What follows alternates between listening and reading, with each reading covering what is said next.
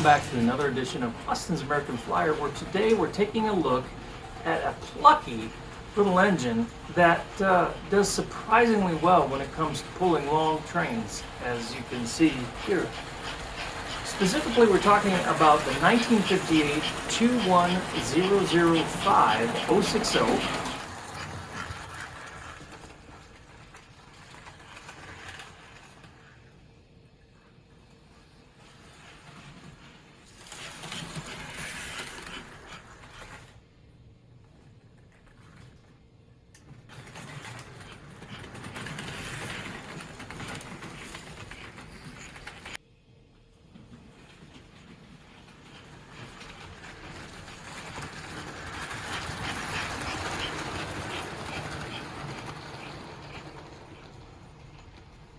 So, as anyone who's ever dealt with American Flyer, you know that sometimes things don't go the way you want them to.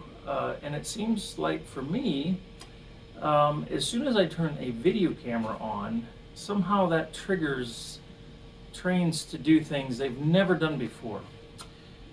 So in the video clip you just saw, a car came uncoupled. I've been running this thing, that hadn't happened. So I brought it around to take a look at it, and as I brought the engine back around the track, again, I've run this engine now for about 2 weeks. It was acting really bizarre. So I went to pick it up off the rails to take a look at what was going on, and the other pin from the plug that I hadn't done anything with, that seemed to be fine, came right out of the plug. And when I turned the engine upside down, here one of the drivers had come loose from the insulator.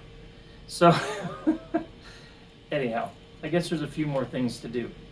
Having said that, I welcome you to a series of videos on this little guy. Pretty amazing little engine. It's amazing in a couple ways. It's amazing at the amount of pulling power it has. It's a lot of fun. It certainly can get in and out of little corners pretty well. And with the coupler on the front, it does a nice job of being able to switch. As I shared with you, it also can pull a surprising amount of cars, and I don't know that I have any other engines that are not like 8-wheel drive Alcos that can really keep up with this, or some of the bigger, newer steam engines. Having said that, these engines are a challenge. I've just described a couple things that just cropped up, but I discovered that if you want one of these engines, which I hope everyone does, bear in mind they're challenging.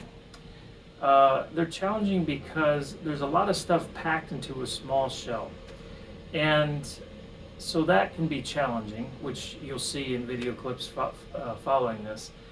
But the other thing is, these are assembled differently than all the other steam engines Flyer made. And so what that means is all the things you're used to doing don't work with this one.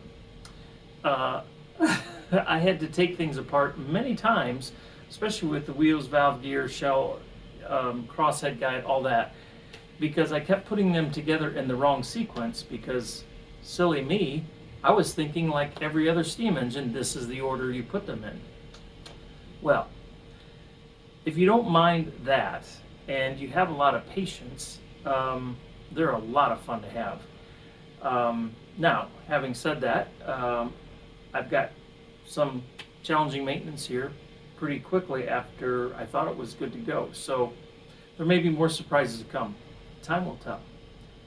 But without more delay, let's get on with the videos, and hopefully you enjoy this. As always, thank you very much for your comments, your feedback, and your support. If you haven't subscribed, please do so. And there's other things that you can do if you're interested in supporting this channel and Austin's American Flyer. Those notes are at the end of the video. Until next time, thank you so much, and I'm going to let the video roll. Take care. Bye. All right, welcome back to our repair of a 21005. This engine, as you can see here in the shell, says made in March 1958, and a couple things have gone on, and just a real short recap. I bought this engine basically in the shape you see it, except it took a little bit to find some of the parts that were missing and some of the screws that were missing, and we didn't quite get everything correct, so I've had to order a few parts. But the engine does run. The reverse unit was not working correctly, and I did fix that.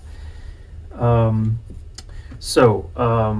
by the name of Michael contacted me the other day, and he was asking, what's a way to try and service these two-step reverse units? And I mean, you can obviously go into the mechanics of them and take them apart, but if you can avoid doing that, you want to, because they can be pretty tricky. Here at the bottom, though, and I'm hoping this will show. So this is the lever, locking lever, that's really loose on this one. So I'm not sure that I'm going to be able to do anything about that. I'm going to have to think about that a little bit. But below that is this lever here. And when the solenoid is energized, it pulls this, I'm assuming it's brass wire up towards itself. And in the process of doing that, there is I'll just call it a toggle. It's this piece right here. It moves back and forth. And again, I don't know how easy it is to see that. There's a side view of it. There's the other side. It's kind of got two swoops in it, with it being higher in the middle.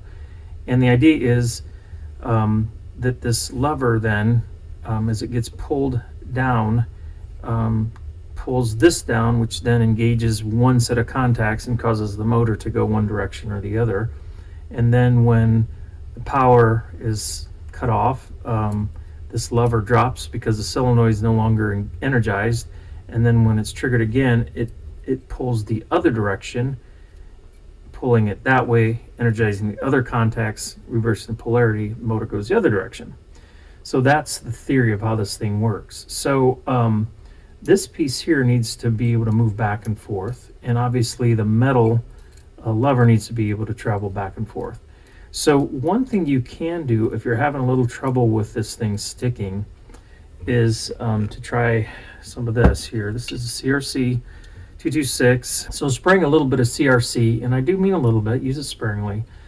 You can do two things. You can provide some lubrication, and then you're also providing a lubrication that encourages or amplifies electrical contact. And so that's something you can try if you're having problems with your reverse unit. The other thing you need to do is make sure that this piece is going up and down. When there's power applied, this should go up. When there's power obviously disconnected, it should fall down. And if this lever is pushed up, then the idea is it locks it in the up position, so whatever direction it's going, it can't change directions. Alrighty, more than you ever wanted to know about a two-step reverse unit. And I have some more engines that will be I'll be doing some videos on that have a two-step or two-stage reverse unit. So maybe delve into that a little bit more. All right, so a couple more things about the 05 and 06. Again, of note, as Michael and I were talking about this project, it was interesting. The 21005 is the more rare of the two. There were less of these made. And the only difference between the 21005 and the 21004, like I said, the 21004s were more numerous. But as far as we know, the only difference is right here. This is not lit in the 05, but it is lit in the 04. So I don't know. It's one of these things where I might go ahead and stick a LED in there and let that be lit, because I think that's pretty neat to have a tender that's got a light on it. All right, let's dig into this project now.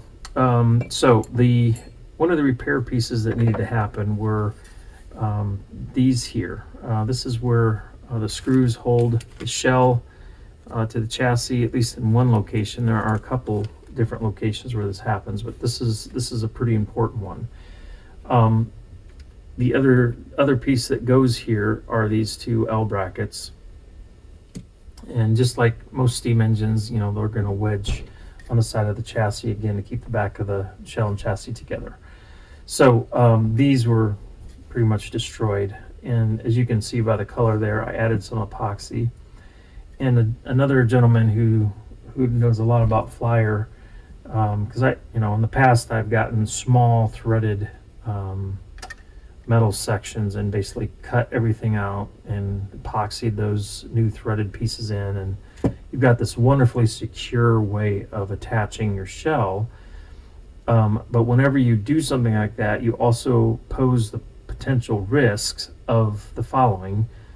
You can get the new inserts at the wrong height, so you've got issues with your shell not fitting the way it used to.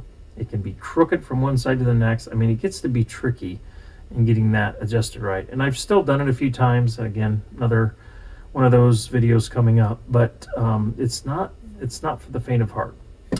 So enough talking, Austin. Let's get this project moving along here.